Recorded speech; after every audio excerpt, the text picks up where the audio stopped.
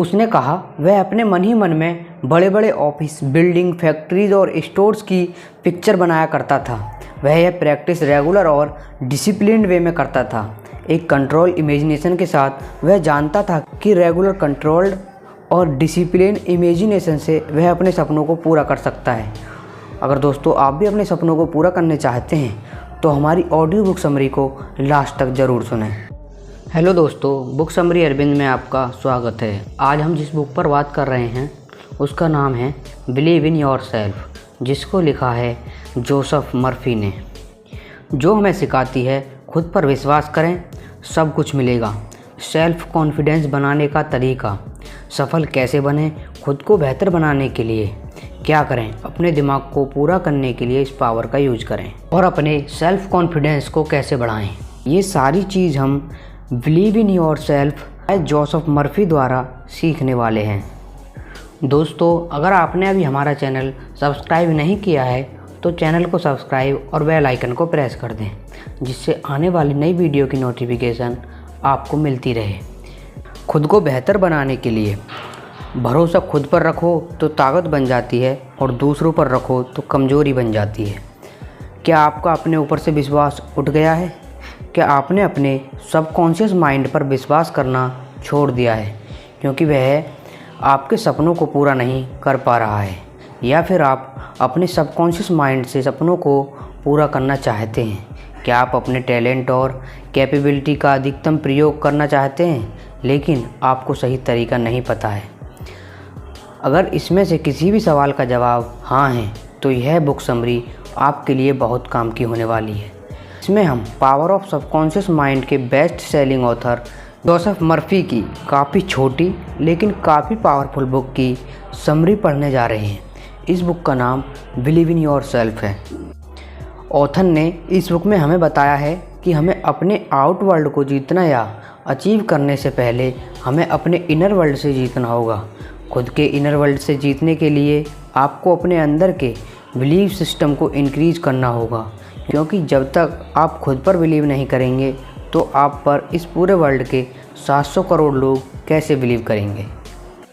Number 1, power of confidence.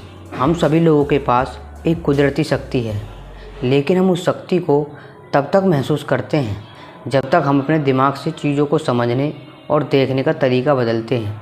यही वह शक्ति है जिससे हमारे मन में विश्वास आता है। जब हमारे मन में किसी चीज़ के प्रति विश्वास बन जाता है तब हमारे अंदर आत्मविश्वास उत्पन्न होने लगता है। एक आदमी ने 2 खूबसूरत पक्षी खरीदे।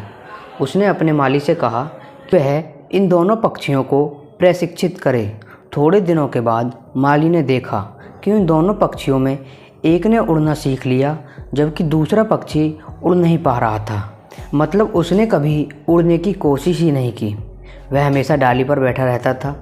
माली ने उस पक्षी को उड़ना सिखाने की बहुत कोशिश करता था, लेकिन कोई फ़ायदा नहीं हुआ।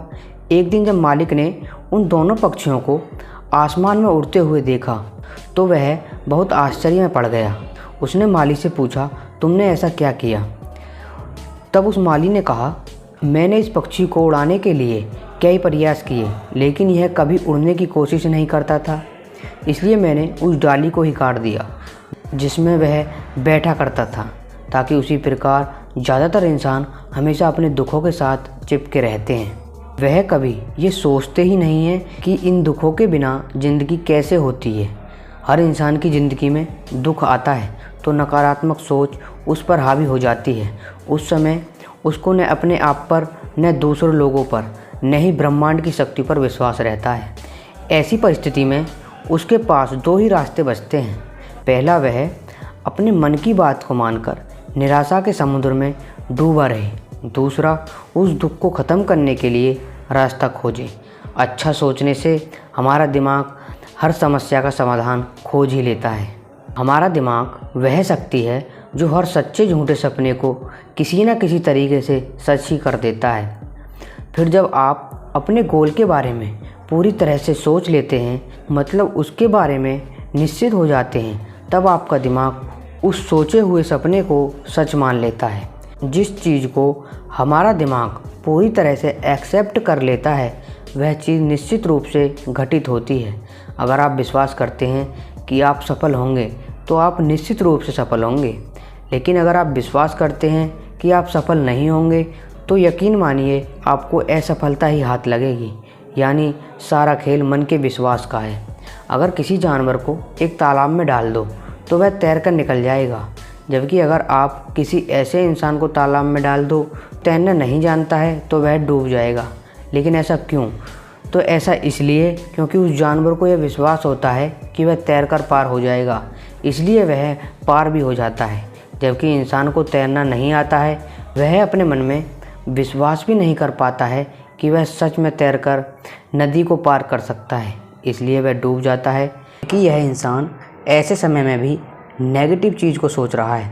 हर इंसान को कोई ना कोई चीज़ नेगेटिव चीज़ बांध कर रखती है, मतलब कोई ना कोई नेगेटिव चीज़ इंसानों को अपनी तरफ आकर्षित करती रहती है।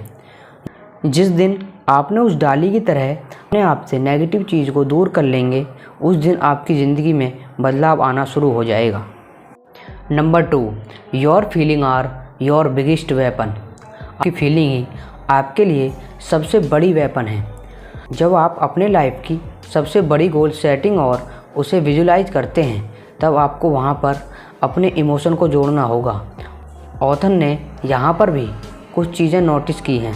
हमारी फीलिंग्स और इमोशन की बहुत पावर होती है।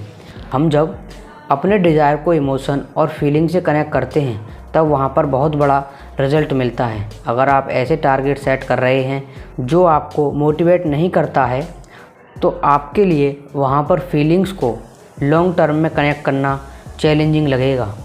लेकिन अगर आप रिजल्ट के लिए एक बर्निंग डिज़ायर रखते हैं, तो आप नॉर्मली नियमित रूप से एक्शन लेते रहेंगे, अपने गोल की तरफ आगे बढ़ते रहेंगे। लेकिन उससे पहले आपको अपनी बर्निंग डिज़ायर के लिए अवेयर रहना होगा। यह तभी संभव है जब आप अपने सबकॉन्शियस माइंड के साथ अपने रिलेशन को स्ट्रॉन्ग बनाएंगे। नंबर 3, डिसिप्लिन्ड और कंट्रोल्ड इमेजिनेशन। एक बार ऑथर एक ग्रेट बिजनेसमैन से मिले।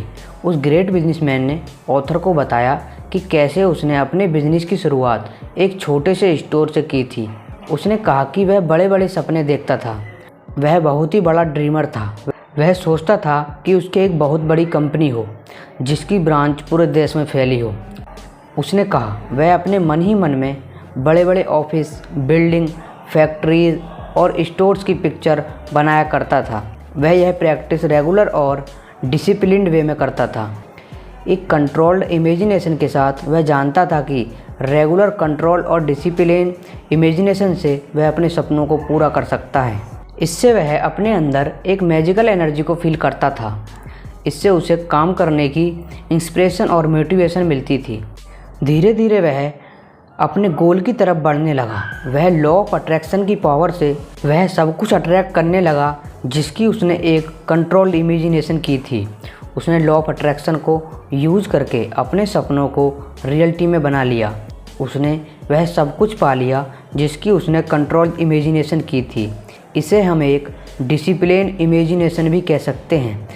वह जब तक जिया तब तक अपनी हर एक इच्छा को पूरी करता रहा। ऑथर को बिजनेसमैन की कही हुई एक लाइन खास तौर पर पसंद आई। अपने आप को एक सफल व्यक्ति के रूप में इमेजिन करना जितना आसान है, उतना ही आसान असफल के रूप में इमेजिन करना है। लेकिन यह बहुत ही रोमांचक है। ऑथर एक ड्रीमर हैं। उनके मन में वह पिक्चर और गोल्स हैं जो पाना चाहते हैं। वे जानते हैं कि एक क्रिएटिव पावर उनकी इमेजिनेशन पर रिएक्ट करेगी। हम जो कंट्रोल्ड इमेजिनेशन करते हैं वे फीलिंग से डेवलप होती हैं। Teacher of mental science Thomas storm ने कहा है, feeling is the law and law is the feeling. Feeling he power का सोर्स है। रिजल्ट पाने के लिए हमें अपनी कंट्रोल्ड इमेजिनेशन को फीलिंग के साथ चार्ज अप करना चाहिए। अपने गोल को अपनी फीलिंग से जोड़कर पावरफुल बना लें। इस पावर को अपग्रेड करते रहें। अपने गोल के प्रति लॉयल रहें। जब यह सब आप करेंगे तो डर भी आपसे डरेगा। डर आपके आसपास भी नहीं आएगा। आपके पास फाइनल रिजल्ट को कंट्रोल वे में इमेजिन करने की इमेजिंग पावर है। अगर सच में आप अपने गोल को पाना चाहते हैं तो आप अपने मन में इसके फाइनल रिजल्ट की एक कंट्रोल्ड इमेजिन पिक्चर बना लें। क्योंकि जिस चीज़ की आप फीलिंग के साथ कंट्रोल इमेजिन पिक्चर बना पाते हैं वह फ्यूचर में आपके लिए ऑलरेडी मौजूद है। बस आप अपने गोल के साथ लॉयल रहें। दोस्तों, नंबर 4 बताने से पहले अगर आपने हमारा चैनल सब्सक्राइब नहीं किया है तो चैनल को सब्सक्राइब और बेल आइकन को प्रेस कर लें। Number 4, develop a right mental attitude. Business की दुनिया के लोग या business tycoon right mental attitude के इम्पोर्टेंस को बहुत अच्छे से समझते हैं। इसलिए ऑथर कहते हैं उन्हें याद है कि उन्होंने कई साल पहले पुनर्जन्म पर एक आर्टिकल बनाया था। इस आर्टिकल की कॉपी को एक चर्च के काउंटर पर डिस्प्ले किया गया जहां पर ऑथर लेक्चर देते थे। शुरुआत में बहुत ही कम कॉपी सेल हुई क्योंकि सेल्स गर्ल इस आर्टिकल आइडिया की कट्टर विरोधी थी। ऑथर ने सेल्स गर्ल्स को पुनर्जन्म वाली बाइबल की कहानी का मीनिंग और मोरल समझाया। यह भी बताया कि दरअसल यह किस बारे में थी। वह स्टोरी का प्लॉट समझ गई। फिर वह आर्टिकल के लिए स्ट्रिक्ट हो गई। उसने ऑथर के लेक्चर ख़त्म होने से पहले ही सारे पैम्पलेट भेज दिए थे। यह स्टोरी एक राइट मेंटल एटीट्यूड की इम्पोर्टेंस का एग्जाम्पल था, क्योंकि एक राइट मेंटल एटीट्यूड इतनी ज़्यादा इम्पोर्टेंस होती है। आपके राइट मेंटल एटीट्यूड का मतलब है पीपल, सिचुएशन और ऑब्जेक्ट पर मेंटल रिएक्शन। क्या आप सामान्य रूप से ह्यूमन, एनिमल, नेचर फ्रेंडली हैं? क्या आपको लगता है कि दुनिया में बुराइयां भरी पड़ी हैं? इसे आपके सामने झुकना चाहिए। सिंपली आपको एटीट्यूड क्या है। सेल्स गर्ल्स का रेस्पॉन्स आर्टिकल और राइटर के लिए नेगेटिव था। उसने राइटर और आर्टिकल को प्रीजज कर लिया था। उसका यह एटीट्यूड सही नहीं था। हम राइट एटीट्यूड तब डेवलप करते हैं जब हमें समझ आ जाए कि कोई भी बाहरी चीज़ तब तक हमें हार्म नहीं कर सकती जब तक उस पर हमारी मानसिक सहमति ना हो। हम आउटसाइड नेगेटिव को पावर तब देते हैं जब हम इन्हें अंदर आने की परमिशन देते हैं। अदरवाइज़ आउटसाइड नेगेटिविटी में कोई पावर ही नहीं होती। ऑथर कहते हैं कई लोगों को लाइफ को लेकर सैड व्यू होता है जो कि इनकी सारी परेशानियों की जड़ है। Number 5, the power of believe. Author बताते हैं कि उनका एक रिलेटिव था। उसे ट्यूबरक्लोसिस की बीमारी हो गई थी। उसके लंग्स में यह बीमारी बहुत ज़्यादा बढ़ गई थी। तब उसके बेटे ने एक दिन उसका इलाज कराने का फैसला किया। वह वेस्टर्न ऑस्ट्रेलिया में पार्थ नाम की जगह पर गया जहां उसके फादर रहते थे। उसने अपने फादर से कहा वह एक सन्यासी से मिला है जिन्होंने उसे एक क्रॉस दिया है। इसके बदले उन्होंने $500 लिए हैं। लेकिन लड़के ने फुटपाथ से एक लकड़ी का टुकड़ा उठाया था। सुनार के यहाँ जाकर उस लकड़ी के टुकड़े को एक अंगूठी में मड़वा लिया था ताकि यह असली लगे। उसने फादर को बताया कि यह क्रॉस या अंगूठी के छूने मात्र से कई लोगों की जानलेवा बीमारी ठीक हो चुकी हैं। उसने अपने फादर के बिलीव को इतना ज़्यादा बढ़ा दिया था कि उसके पिता ने उसके हाथ से रिंग छीन ली, अपने सीने पर रखकर प्रेयर करने लगा। वह प्रेयर करते करते सो गया। अगली सुबह तब मिरेकल हो चुका था। डॉक्टर के सारे टेस्ट इस बात के सबूत थे दैट ही इज़ परफेक्ट। जाहिर है कि फुटपाथ पर पड़े उस लकड़ी के टुकड़े ने बूढ़े आदमी को ठीक नहीं किया। यह तो बिलीव था जो इतना बढ़ गया था कि उसके लिए आइडल ट्रीटमेंट बन गया। उसका बिलीव और फीलिंग एक दूसरे से जुड़े और उसको बिल्कुल ठीक कर दिया। उसको कभी पता नहीं चला कि उसके साथ क्या ट्रिक खेली गई। अगर उसे पता चल जाता तो शायद उसे दोबारा टीबी हो जाती। वह पूरी तरह स्वस्थ रहे और 15 साल तक जिए। बिलीव की पावर इतनी बड़ी है वह इस स्टोरी से हम समझ सकते हैं। वह बिलीव ही है जिस वजह से लोगों की लाइफ में बड़े बड़े टर्निंग पॉइंट आते हैं। आप और हम सब बिलीव की पावर को यूज़ करके लाइफ में कुछ भी हासिल कर सकते हैं। बिलीव से कुछ भी किया जा सकता है। मैंने खुद बिलीव की पावर को एक्सपीरियंस किया है। दोस्तों, हम आशा करते हैं कि आपको believe in yourself by Joseph Murphy book से बहुत कुछ सीखने को मिला होगा और कई सारी चीज़ों को आप अपनी लाइफ में डेवलप करेंगे। और दोस्तों, अगर आपको हमारी ऑडियो बुक समरी पसंद आई है तो चैनल को सब्सक्राइब और बेल आइकन को प्रेस कर लें, क्योंकि आपको यहाँ पर लगातार ऐसी ही नॉलेजेबल ऑडियो बुक मिलती रहेंगी। और हाँ दोस्तों, अपनी फेवरेट बुक कमेंट बॉक्स में बताना न भूलें। Thanks for watching.